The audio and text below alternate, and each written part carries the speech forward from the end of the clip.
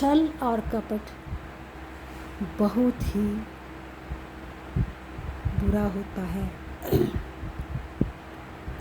जैसे छल कपट यह होता है, जैसे मैंने कोई बात किसी को बड़े विश्वास से बताई कि मैं बहुत परेशान थी, तो मुझे तुमसे मैं हल चाहती थी इस समस्या का, तो मैंने तुम्हारे साथ ये बात अपना समझकर बताई है। और वही बात जिसको मैंने बताई है वो आगे कह देते हैं और आगे से आगे ले जाते हैं, तो वो क्या हो जाता है, धोखा, छल। तो ये छल जो है बहुत बुरा होता है।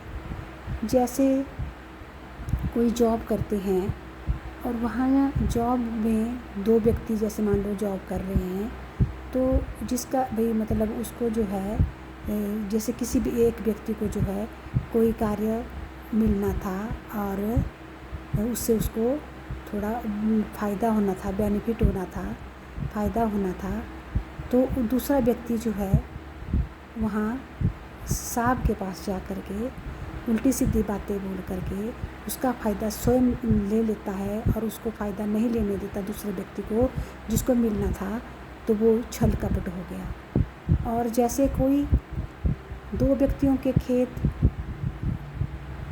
एक साथ साथ हैं और जैसे कोई दूसरा व्यक्ति जो है उस पहले व्यक्ति के खेत को अपने थोड़ा थोड़ा जो है उस खेत को अपने खेत में मिलाने की कोशिश कर रहा है, तो वो भी छल कपट हुआ।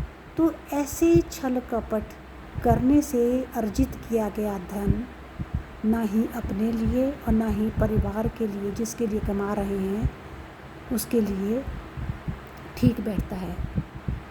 क्योंकि जैसे एक बार मैं आपको उदाहरण सुनाती हूँ, एक व्यक्ति की मृत्यु हो रही थी, तो वो बोल रहा था कि मुझे मत ले जाइए, मुझे मेरा परिवार मेरे साथ है, मैंने उनकी पालना करनी है, उनका कोई नहीं है, वो कैसे जिएंगे। तो उन्होंने कहा कि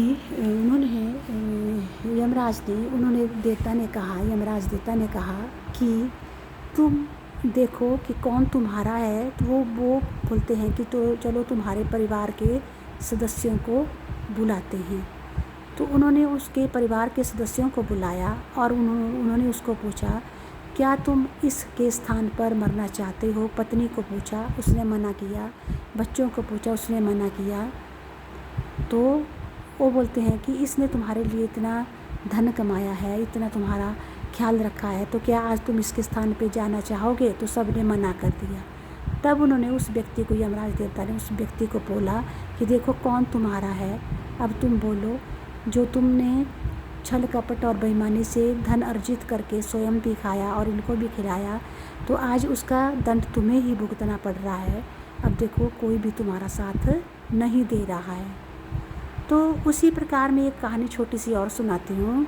शासक सिकंदर थे, उन्होंने बहुत धन अर्जित किया था, उनके पास बहुत कुछ था, परंतु जब उनकी मृत्यु हुई तो उनकी जो मृत्यु शैया थी उसमें से जो है उन्होंने हाथ बाहर निकाले, खाली हाथ बाहर निकाले, दुनिया वालों को दिखाया कि देखो मैं खाली हाथ आया था और खाली हाथ ही जा रहा हूँ।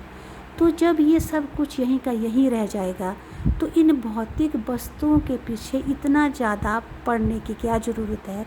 छल कपट करके भी इसको कमाने की क्या ज़रूरत है। क्योंकि छल कपट जो है बहुत बुरा होता है। ईमानदारी और सच्चाई से कमाया गया धन चाहे 1000 रुपये भी हो, उससे परिवार भी अच्छी तरह से चलता है और सारे परिवार को सद्बुद्धि आती है और सब मनोकामनाएं पूर्ण होती हैं। छल कपट और बेईमानी से कमाया गया 1 करोड़ भी जीरो होता है, जीरो के बराबर होता है, उससे जो है पूरा परिवार नष्ट हो जाता है। तो इस प्रकार जो है हमें छल कपट नहीं करना चाहिए, हमें ईमानदारी से ही कमाना चाहिए और ईमानदारी के कमाए हुए धन का से ही अपना जीविका उपार्जन करना चाहिए। तो इस प्रकार जो है छल कपट बहुत बुरा होता है।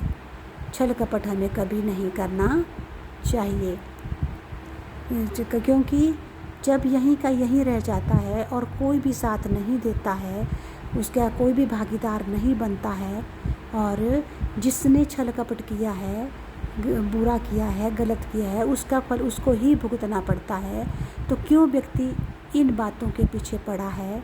इसलिए इन सब को छोड़कर जो है उसको प्रभु भक्ति में लग जाना चाहिए, प्रभु सेवा में लग जाना चाहिए, जो इस संसार के सब कुछ हैं।